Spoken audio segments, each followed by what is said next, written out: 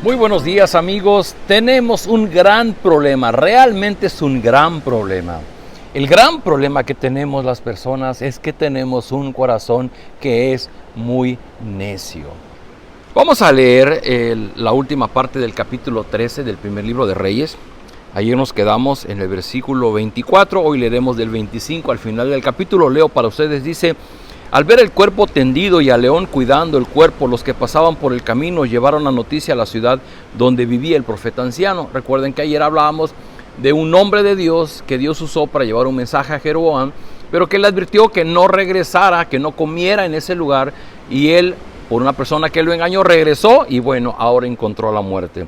Y dice, el profeta que lo había hecho volver de su viaje se enteró de eso y dijo: ahí tienen al hombre de Dios que desafió la palabra del Señor.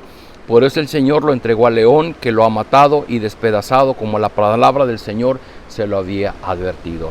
Algo de esto hablamos ya ayer, cuando nosotros dejamos de creer y de confiar en la advertencia de Dios, vamos a caer en desobediencia, y fue lo que le pasó a este hombre.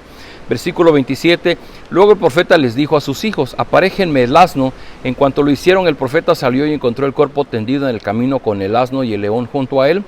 El león no se había comido el cadáver ni había despedazado al asno. Entonces el profeta levantó el cadáver del hombre de Dios, lo puso sobre el asno y se lo llevó de vuelta a la ciudad para hacer duelo por él y enterrarlo. Luego lo puso en la tumba de su propiedad e hicieron duelo por él y clamando: ¡ay, hermano mío! Después de enterrarlo, el profeta les dijo a sus hijos: cuando yo muera, entiérrenme en la misma tumba donde está enterrado el hombre de Dios y pongan mis huesos junto a los suyos, porque ciertamente se cumplirá la sentencia que en obediencia a la palabra del Señor, él pronunció contra el altar de Betel y contra los santuarios paganos que están en los montes de las ciudades de Samaria. Bueno, ese es el fin de la historia.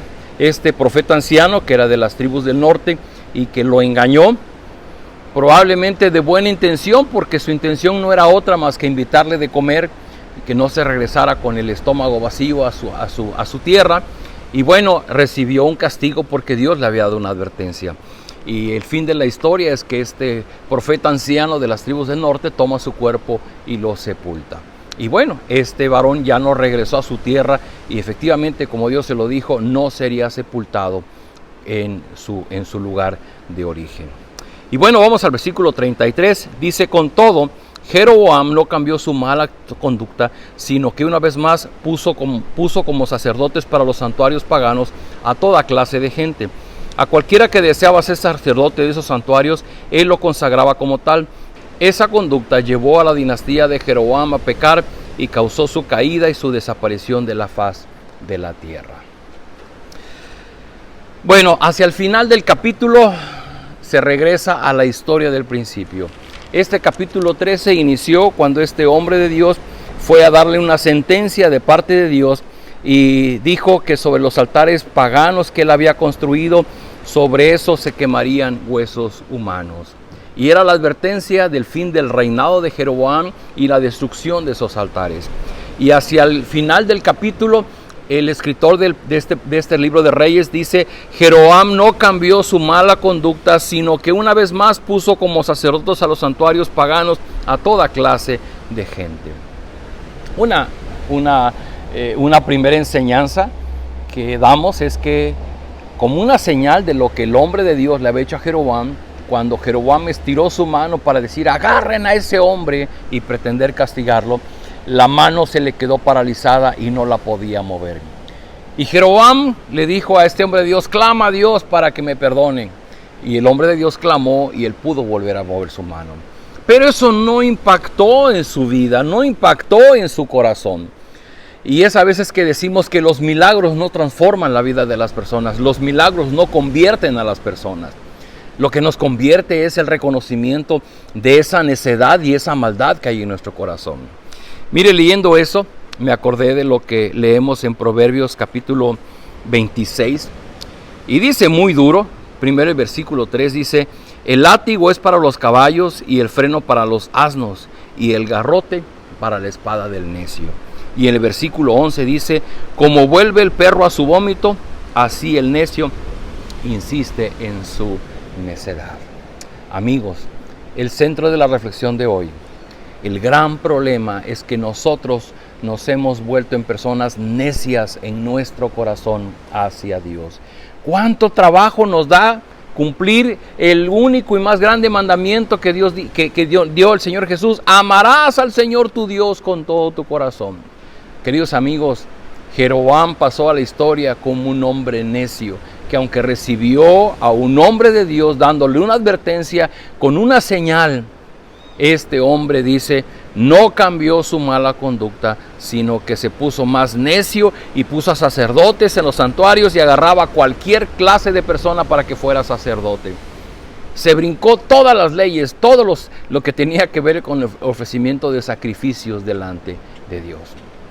Amigos, tenemos que venir a Dios y reconocer, porque queriendo sin querer, de manera voluntaria e involuntaria, tenemos un corazón que es necio, un corazón que de continuo busca nuestro reino, busca ser nuestro propio Señor en lugar de cederle el reino a Dios en nuestra vida.